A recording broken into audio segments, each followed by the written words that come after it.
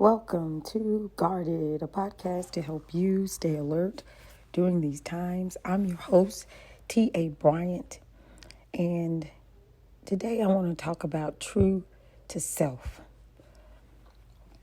When I was in my 20s,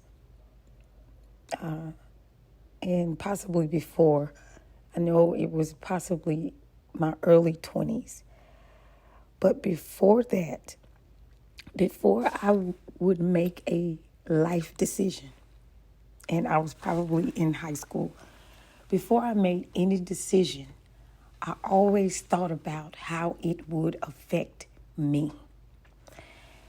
And I'm not talking about how it would affect me presently, but how it would affect me in my future. And those decisions that I made molded my life into the woman that I am today. Okay. So decisions that involve, I know, sex, drinking, smoking, drugs, academics, friendships, all of those things, I literally sat down and had a conversation with myself. And I would sit down and I would make a pros and cons list of whether or not this is right for my life right now. If this was right for me right now, how will it affect my future? And at a very young age, I understood spirit. I understood and I always knew that I was more than just flesh. You know, there was something else deeper than just my flesh. So I would always think, okay, if I do this, then it may affect other things in my life. If I do that, it may affect this and that and that. So I always valued myself to the point where I thought about things before I did them. I didn't want to do them. Now, there were some things that I didn't think about, but majority of the things that involved, my life in totality, I always sat down to make a decision of whether or not that was something that I wanted to do at that moment. Okay? Because in my mind, I knew that possibly being a teenager or being a young woman in early 20s, I knew I wasn't ready to be in a committed relationship. So I steered away from those things. Yes, desirable, but that was nothing that I desired to do at that time. I wanted to live, be free, And me at that time, even now, I was an introvert and I didn't want to be attached to anything that significant so young. Or someone can, I'm so attached to it, or that person is so attached to me, where I have to consider them in everything that I do. I didn't want to do that. No, I didn't. Even with sex, I did not want to have sex. That was not something that I wanted to do because I understood that. And I don't know how I learned this, and I know it was spiritual. If I sleep with this person, then I'll sleep with the next person who they slept with. And also in the essence of, I saw,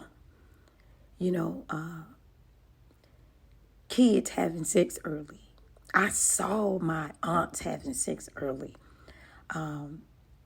And literally possibly destroying their life. And I can remember my grandmother saying that she was going to put us on birth control to prevent pregnancy. And I went to my grandmother and I told her that she had nothing to worry about. And I made a covenant with her that she would never have to worry about me as it related to sex and having kids at that age, because my mindset was different. I was focused on something totally different than that, And when I made that covenant with her, I never broke it. That was that. And that was the same for my brother and sister. I included them in that covenant as well. That she would never have to worry about that with us, because she had to worry about that with her own children. But she would not have to worry about that with us as her grandchildren. So that was something that I valued my body. I value my body. I value my mind. I value me as a person. So I did not just do things haphazardly. I always thought about them before I did them. So when I was in my 20s, my mid-20s, I wrote my second book, and my second book was called True to Self. Okay? And from writing that book, what I discovered was that a lot of times we are not true to who God created us to be. We're true to everything else and everybody. We don't want to disappoint people. We want to please everybody. We want to work like a dog to have nice things. But who is the true essence of you? What are you true to? Who are you true to? Are you true to what God created you to be? Are you true to yourself? Are you true to your destiny? Are you true to your purpose? All of that is important as it relates to becoming who you are supposed to be in this life. Some things you got to let go of. Some people you got to let go of in order to be true to self. Some things you have to say no to in order to be true to self. You're going to make some people mad because you are true to yourself. You're true to God. You're true to your creator. You're true to your destiny. You're true to your purpose. You're true to all that you have set in your mind to become, to fulfill in this life. You are true to. So your hindsight becomes 2020, and you're not concerned about other people. You're concerned about getting out your destiny. So you offend people when you're true to self. You make people upset because they're not able to take you and use you and manipulate you to do things outside of your identity, outside of who God created you to be, outside of the path that you've chosen for your life. I was talking to my brother. My brother called, and some reason he has this thing about me. And first time I heard it, it stunned me because I didn't even know that he viewed me in that way. But he told me that all my life I've been on a different path. And my path was so different that he dare not take me off. And he told me that most people who were around me, family, they knew my path because I made it known in what I did. I made sure they knew. I stood up for my path. I stood up for my purpose. I stood up for my destiny. I stood up for God. I stood up for who God was in me. So my path has always been different. And people have, he told me, people have had conversations about me because, they didn't understand my path. And it's not for them to understand. But he let them know that I was on a different path, and my path was God. My path was to do the will of God. That's always been my path. I love God with my heart. So my question to you is, what is your path? What path have you chosen in this life? Who or what are you true to? What have you decided to walk in, regardless of if people like you, if people turn away from you, if people are displeased with you? What have you decided to stand firm in, regardless of people? I remember, it was growing up. If you got to stand for something, or you're gonna fall for anything. Nobody can dupe me into nothing related to veering off into another path outside of the path that I've set as it relates to God. You can't dupe me. You can't. I will let go. I don't. It's so firm. I'm so set in it.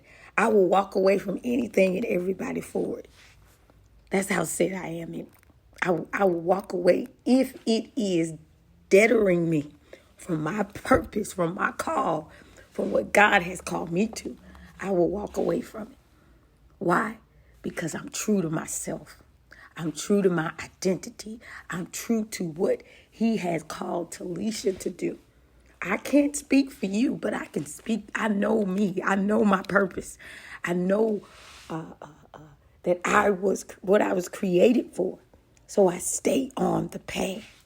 Have things tried to knock me off? Yes. Every single day, someone tries to knock me off my path. And I've had people who have deliberately tried. I've had people walk away from me. I've had people stop talking to me. I've had people, just literally because my path is not the same. And that's okay. But the thing about it is, just because you're different, just because you have a path, just because your hindsight is 2020 on your purpose, on your path, on the truth of who you are, there will be people who understand. And those people who understand, that's your tribe. Those are the people that you need to cling to. Now, they be the people at that moment, okay? As you go deeper in purpose, deeper in destiny, those may fall off. And I've seen this all my life. I can have people with me for a couple of months, and then the next month, nothing happened. They just fell off. And it happens. It's like they're in a season in my life. So many people have come to help me to get to point A to point B. What can I do for you? How can I serve you? How can I help you here? What can I do for you here? And not only that, I may be a person in their path because I can see how many times or how many moments that I've helped those people, but I don't hold on to it. I let it go. And I move on because I know I'm going to destiny. Going into destiny. So, question, are you being true to yourself? What is it that keeps pulling you and calling you and beckoning you to come closer? This is where you are. This is your identity. This is what I've called you to. This is where I know I want you. What is that thing that you can't let go of? When you sleep at night and God shows you dreams about that thing. You wake up and that thing is there. You walk all through the day and you see signs and that tells you this is what I'm supposed to be doing. But you keep veering off into things that you know that's only causing you to go deeper and deeper outside of yourself and not being true to yourself. In this season, it's time to be true. It's time to be true to yourself. It's time. Stop being afraid to lose people. Because even if you lose people, you still got God. And He's going to send you those people who are connected to your purpose to help you. He's going to send them. I'm a witness to it. He's going to send them. And they won't be jealous of you. They won't be envious of you. They won't try to pull you away from it. No, they're going to take you, grab you by the hand, and take you exactly where you're supposed to go. So what are you true to? Who are you true to? What makes you who you are is my question. I want you to take that and meditate on that and Allow the Holy Spirit to speak to you about that thing, so that you can begin to do it in this moment in life. True to self. Make sure you're being your true self. Selah.